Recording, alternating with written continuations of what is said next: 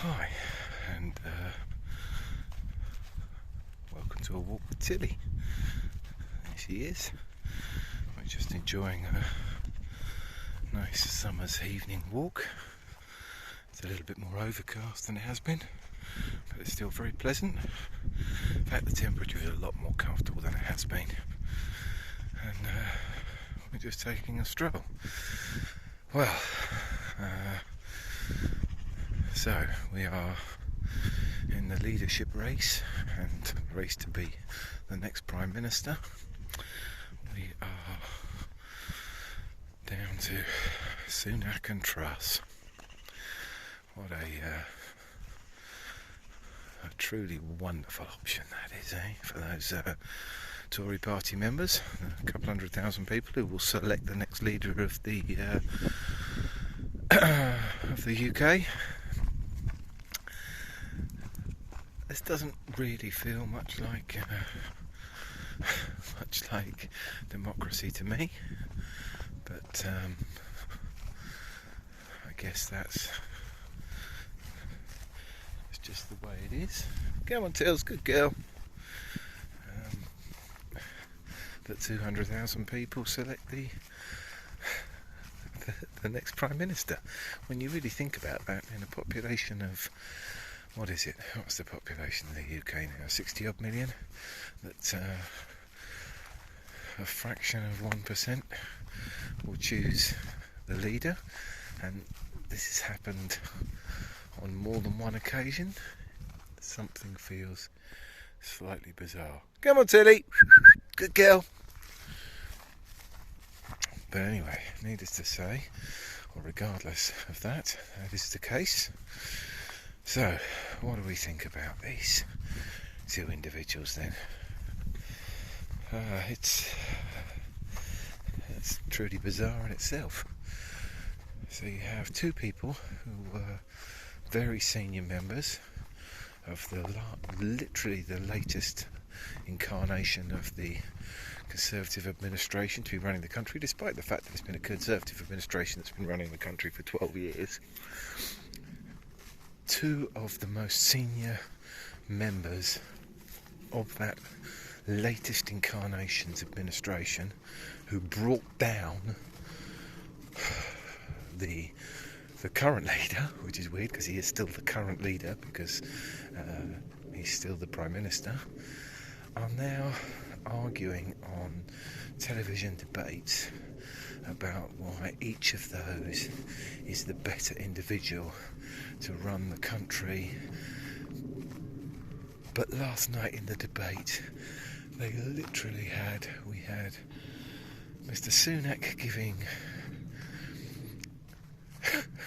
Boris Johnson 10 out of 10 and Liz Truss giving 7 out of 10. Well, if you're giving the current Prime Minister 7 out of 10 and 10 out of 10, why are you deposing him? Why are you... Where's your... It's just ridiculous. It's just frankly ludicrous. And that's before we even get to what the two of them are saying is there. Okay, so let's start with Liz Truss, who is making a bid that in order to avoid a recession which basically only the government which she was a part of can be responsible for, she is going to do something which every economist there are no exceptions, say, well, her own chosen economist says that there will be massive rises in interest rates. Where do we begin with that? Patrick Minford is the guy's name. He was the favoured economist of the Brexiteer bunch, despite saying that it would bring British farming and industry to its knees. Well, he was probably quite correct on that, but how you then square up the rest of that as being a positive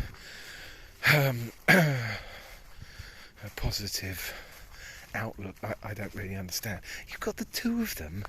So that aside, so that's terrible. You've then got Rishi Sunak, who, let's be honest, doesn't appear a whole lot better in any particular regard, but at least he's got the sense to say during a an inflation crisis, offering tax cuts is possibly, at that particular juncture, not the most sensible thing to do.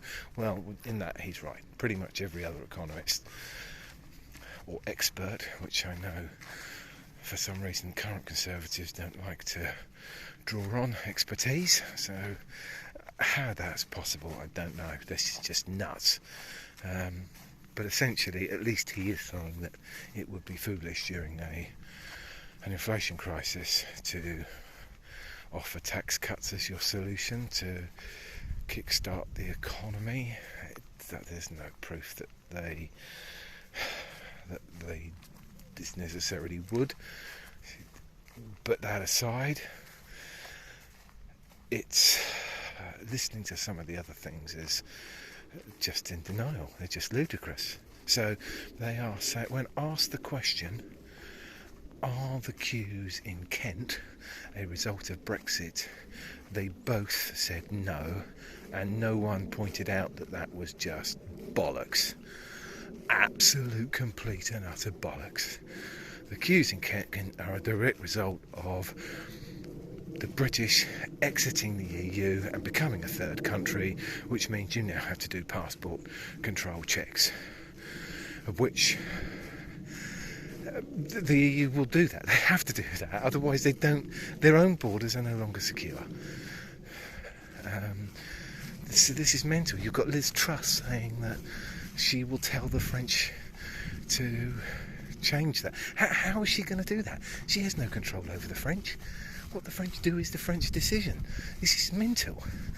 And this stuff is going unchallenged. If you don't challenge these ridiculous statements, which are just lies, it's just utter lies. They're just lying, unchallenged. They're allowed to say things that are verifiably, utterly false now, with no questioning from the media at all. None, nothing. No, I've not heard zilch, nothing. Oh, maybe James O'Brien has pointed it out. He's one person which a million people listen to on a daily basis. That's it. That's not a media. They're not doing their job. Unless you point out, at least make the argument for why that's not the case. James cleverly came on television the other day and said the same thing. Nothing to do with Brexit. Nothing to do with Brexit. But quite obviously it's entirely to do with Brexit. Quite obviously that's what happens at a border with the EU. Everywhere else. Why would we be any different? It's just nuts.